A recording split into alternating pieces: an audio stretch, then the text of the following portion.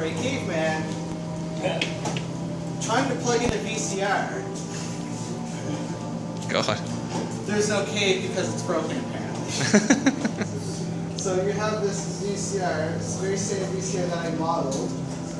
I don't really do much modeling, so I'm just kind of excited to show off the models I made. So I modeled the VCR, didn't texture it, rendered the TV, but I did a lot of little plugs. Wow. It's a good plug. That's a nice D-shell plug there you're going. Yeah, Is that so, S-video? That's D-shell, isn't it? It has 9 pins. No, D-shell. Isn't that D-shell? Yeah, I literally only based one plug type on Just trying to make me feel old, aren't you? So let's see. Oh yeah, this is called RCA. This is like the only plug based on an actual plug. Yeah, I recognize RCA. Yeah, it's the only like I'm sorry, I was born in '94. Oh, you suck. So you gotta plug this into your TV, and shit doesn't match up. I don't follow the instructions. But here's a converter that converts the 9 pins to a power cable. The TV does not actually work. So yeah, most of these are just like models that just have materials applied to them and no actual texture. Let's play this in VR. Got it. Yeah. Yeah, it could be a VR, yeah. This is really good friend who modeled Instead of TV. VCR, television set of VR. That one scene from Rick and Morty with all the chairs. Is that like the British connector? What is it? Yeah, international plugs. I had a two-prong one that like was just ungrounded. You did our VR demo. So, I don't know, I'm just plugging shit in, I think it actually works. Yeah. But, I don't know, I'm just kind of proud of the models I made, like this packaging guy. That's the most important part. Yeah, it's the funnest part. So, a lot of this is literally just cables with ropes that have physics. Like, these are actually just like a chain of capsule colliders. So stuff will like actually pull around pretty well. It's actually kind of fun. I've literally never played this before. Like, I don't know, except the one friend who was like actually programming it. And to quit is Alt F4. I also made this fireplace that you can see. So this is my first time like actually using a realistic texture. Cool. That's pretty fun. Yeah, that's basically all I did with the game. But with the main game we're working on, Harbor Narc, I'm pretty close to the end of development, and I decided that my arbitrary release date will be September 15th. Oh, nice. So, Woo! yeah, it'll probably be like out and on sale. And afterward, I'm going to probably pick up this game again. I've never seen this before. Started 3 years ago. I tried to get those little ships to fly in formation, and I was really bad at programming, so it just got really messy. So I'm just going to start over with Unity. Nice. This isn't in Unity. No, this is Game Maker. Like 3 years back. Like I showed it to him. Did you? I don't remember seeing this before. I think I showed you at like one of the global game jams. You sure it was me? Because I don't think I've ever been to one. I'll show you the picture that was cool. Okay. Anyway. But yeah, that's it. Great. Well, thank you very much, Ian.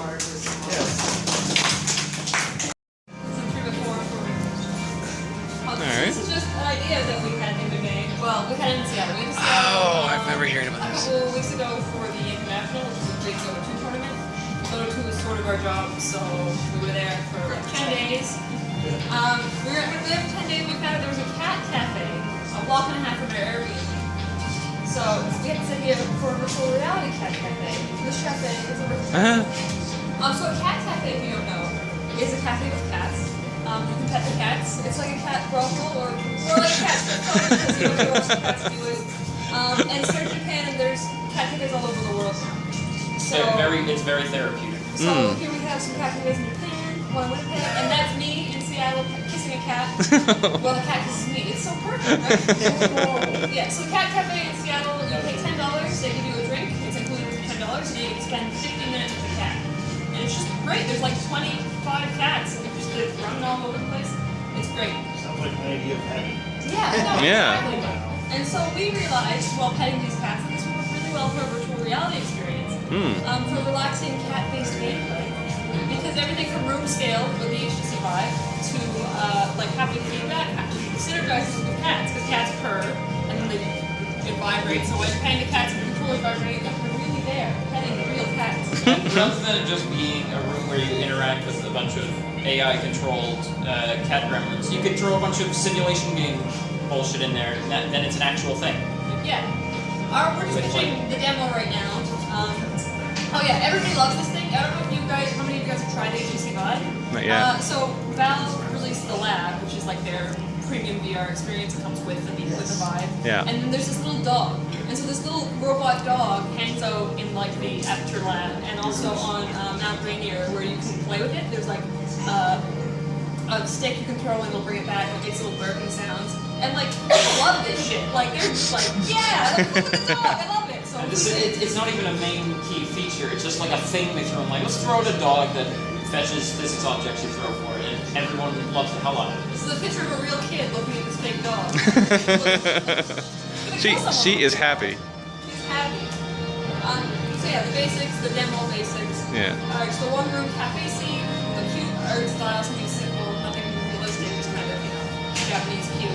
3 to 7 resident cats, and some toys. The cafe scene would be a basic room with some cat structures, like cat trees, some baskets, some tables, some bookshelves. So this is a cafe in Seattle. We have some bridges, we have some like cat structures. It's pretty complicated, but it's all still like straight angles, like shelves and stuff. You can see some bookshelves back here and some tables. Here's how you gamify this. You make everything grid-based and you allow them to build their own stuff. Yeah, in the future. But Like honestly, lots to of- start out with, all you need is like an NBC of Unity, throw some cat trees. You got a whole game, you got a whole experience. It's great. The art style we were talking about was something cartoony, friendly, comfortable, like a comfortable TV show or a game that makes you relax. Thinking about like Slime Rancher, which a lot of people there's a lot of buzz about that, and like Neko Atsume, which everybody's got on the phone. Yeah. So like Spiral Life looks like this, kind of colorful, cute. Like look at those pets. I would pet these. I would spend 20 minutes petting these in VR. Exactly.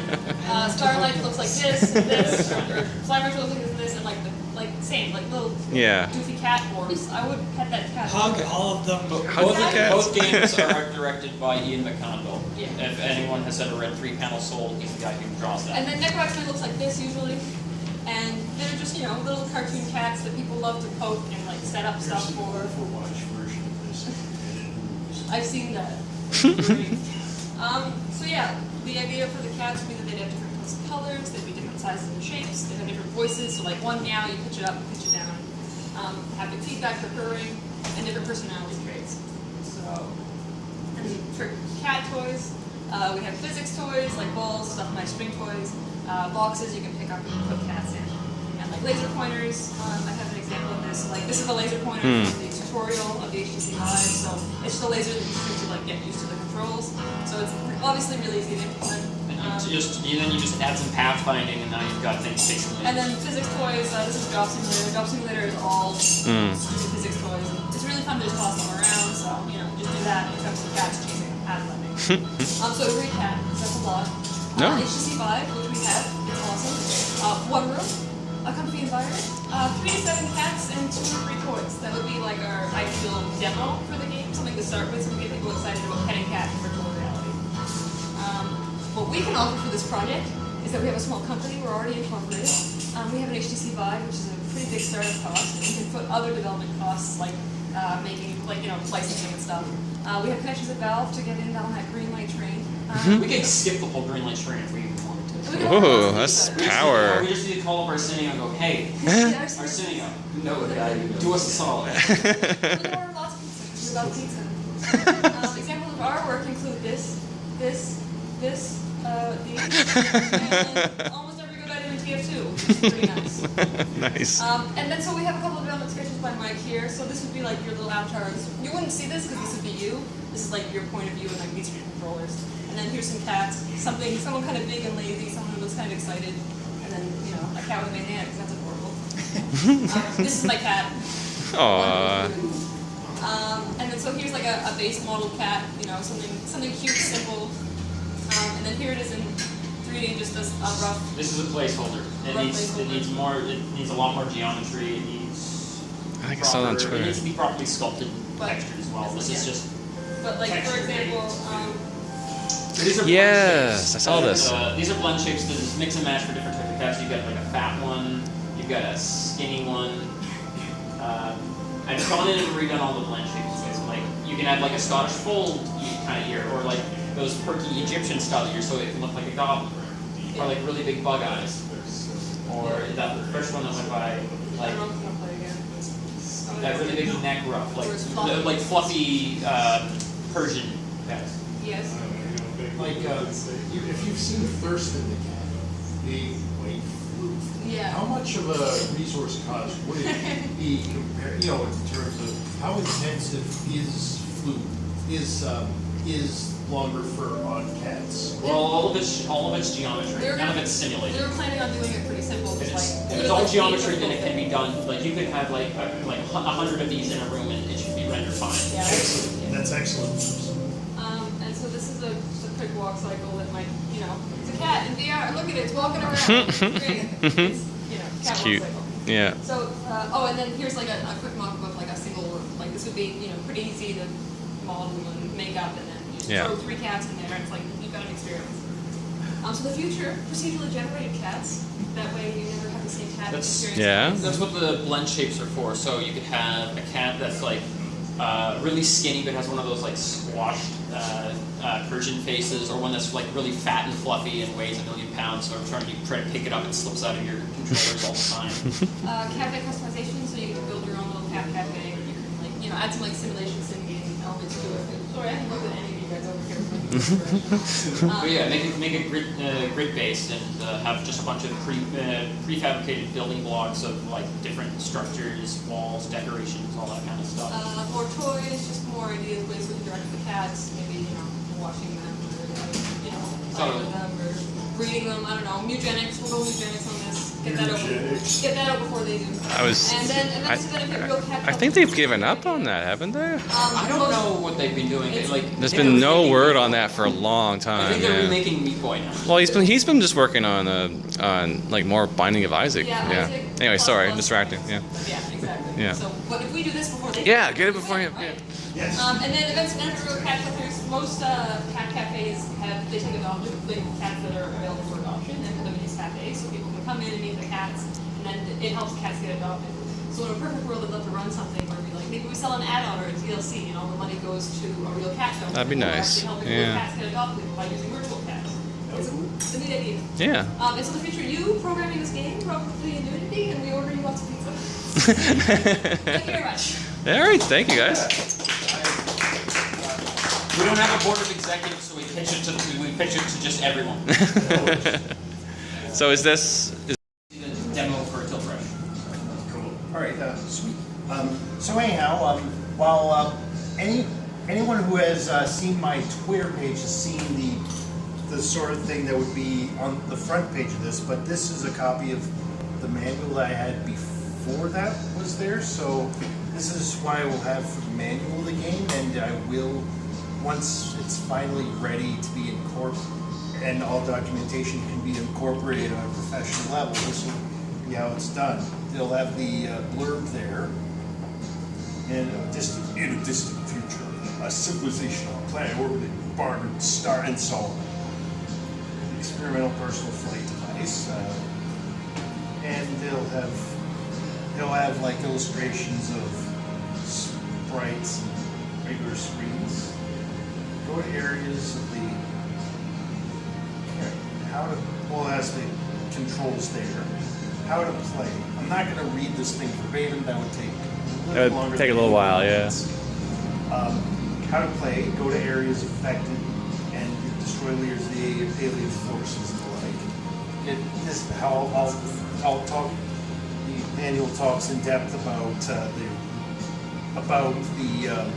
your basic tools. Jordan, does it go full screen? Under view? I think it might go full screen. Might be easier to see. View full screen. Control. There we go. There, it'll be a little easier for everybody from the back to see it.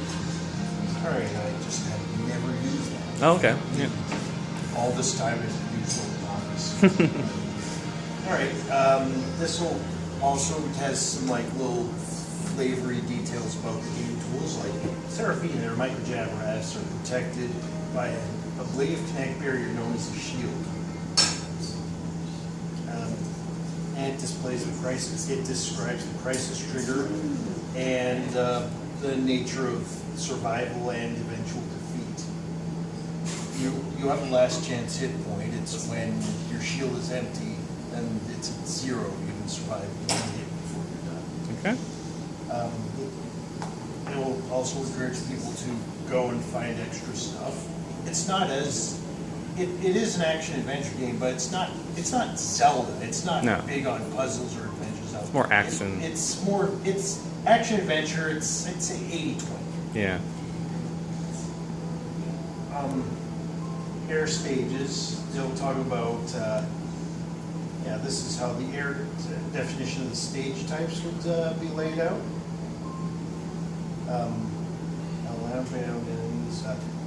Interface, and I think RTFs. The format for RTFs gets found in the Alps by most word processors. It's unfortunate. All right, the HUD. This is the definition of the HUD.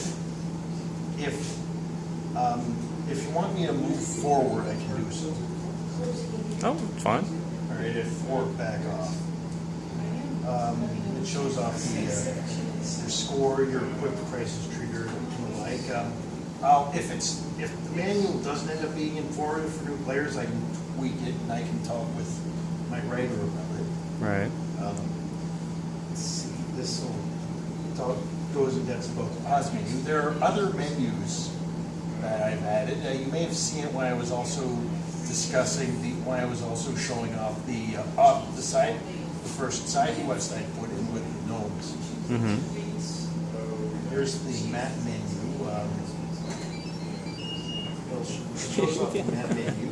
And the definitions of the types of equipment. Special weapons, you can have 3 at a time. Mm-hmm.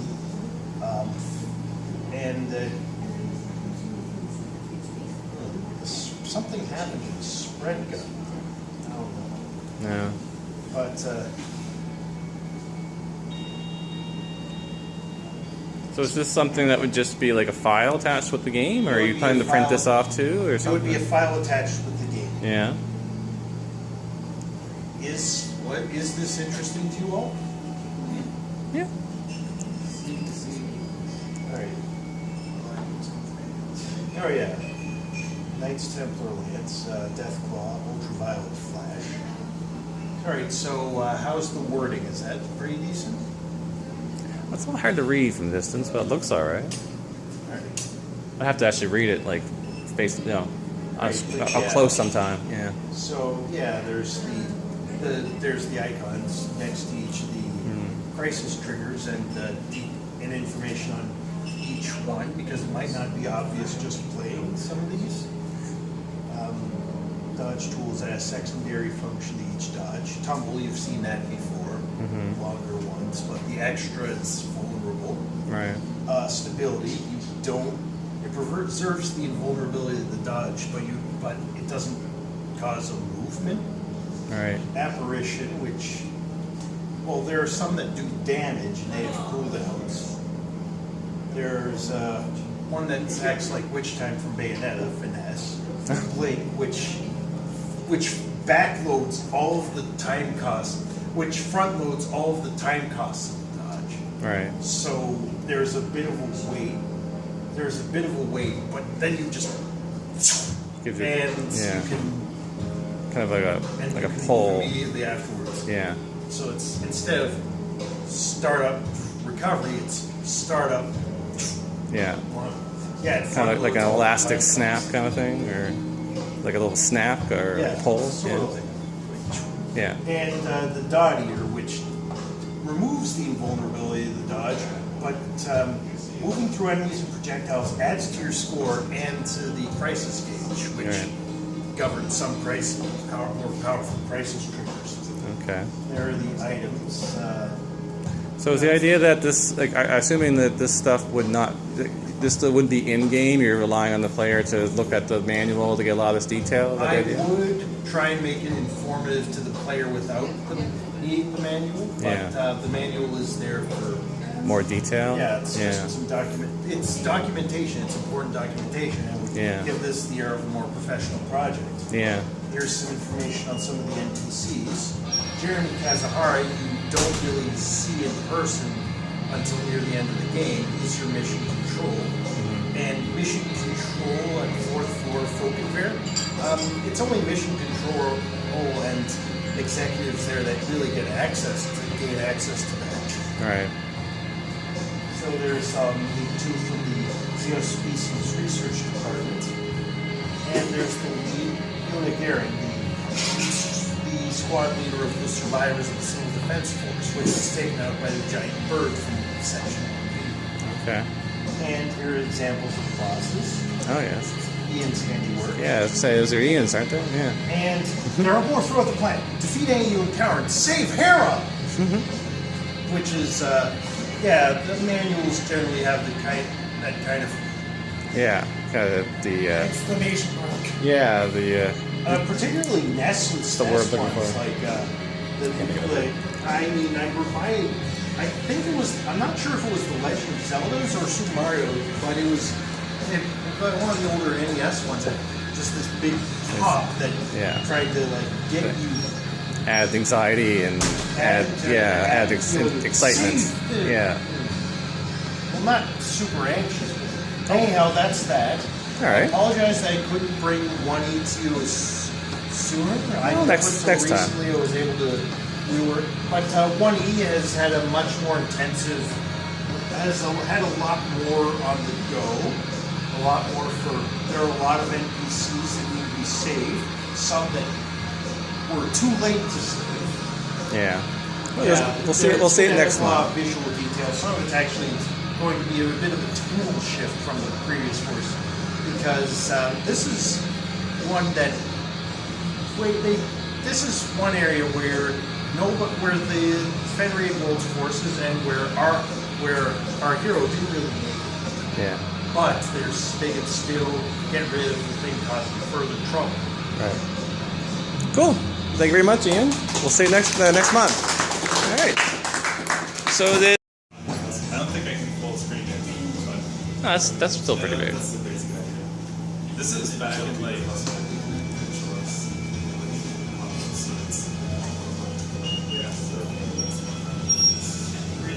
There we go.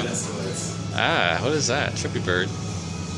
Yeah, so this was like back in 2014. They had a Flappy Bird game jam, and I think it was like in protest of just the Flappy I made Bird something for that too. Yeah, that's right. Yeah. He was like kind of Well, I think it was like developers were just showing support for him because people were making it, saying, "Oh, what a stupid game." Yeah, that's so right. I made a stupid game. Oh. This is Oh. okay. So far, not so good. So it's a one-button game. I think any of the keys will work. Okay. I'm doing pretty good at the moment. So it gets more shaky and like trickier as you go on. Is he throwing? Oh, what's going on yeah, there? he's like pooking rainbows. I think we're gonna win here. There we go. Once you get through, he poops rainbows. Oh no. So yeah, that's Trippy Bird. I did the music for it. I found this East Indian traditional song and did like this weird, you hear the word like kind of like Mutated it or something? Or, yeah. Like, and I made the like soap bubble background. It's pretty cool. It uses almost like a normal map to displace like that's why it's all prickly and stuff. Yeah. But yeah, that's Trippy Bird. Needs more blue. Oh no. Needs more. More HDR. Okay. Oh, stop.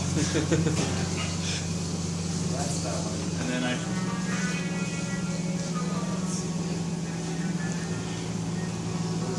Oh, did you ever get to show the banana game here?